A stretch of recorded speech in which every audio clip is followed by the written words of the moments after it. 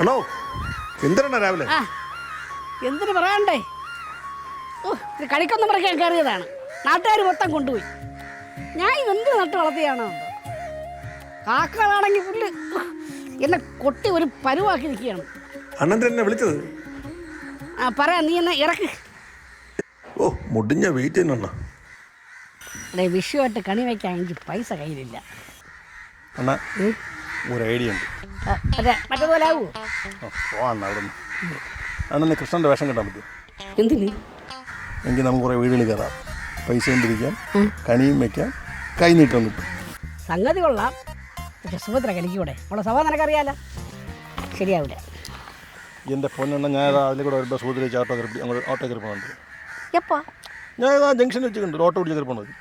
ഓ, അതുകൊണ്ടല്ലേ പറഞ്ഞത്. സഹകരണ സംഘത്തിന് ചുറ്റി പിടിക്കാൻ പോയതായിരിക്കും. എന്നാ പറഞ്ഞു? ഡേയ്, നീ വാ, തുണിക്കട വരെ ഒന്ന് പോണം. നമ്മളെ രാധയില്ലേ, അവൾക്കൊരു സാരി വാങ്ങിച്ചു കൊടുക്കാൻ. ഏത് രാധ? എൻ്റെ വീട്ടിൽ ജോലി കേൾക്കണ രാധയില്ലേ, പാവോടെ പാവം.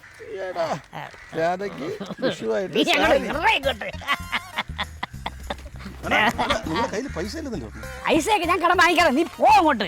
രാധൻ പ്രേമത്തോടാണ് നീ എന്തേ ശബരിമലയിൽ പോടാ, ഫുൾ ബ്ലാക്ക്. കൊന്നപ്പൂവേ കിങ്ങിണിപ്പൂവേ, ഇന്നെന്നെ കണ്ടാലെന്ത് തോന്നും കിങ്ങിണിപ്പൂവേ.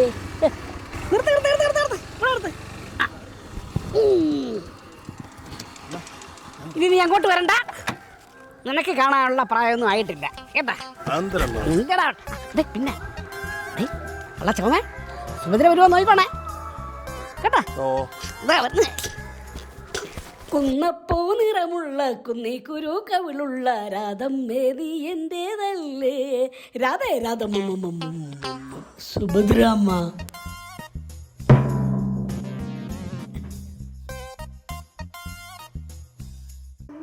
ചുറ്റി പിടിക്കാൻ പോയില്ല അല്ലേ?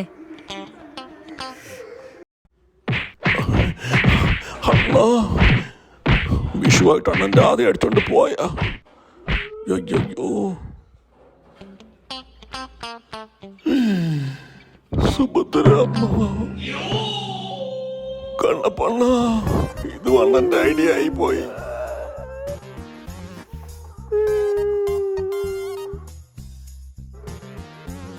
കണ്ണപ്പണ്ണ, മുഖമാവി, നീയല്ലോടാ പറഞ്ഞ സുഭദ്ര പോണുണ്ടെന്ന്. ഓ, ആള് മാറിപ്പോയെണ്ണ. ഹാപ്പി വിഷു.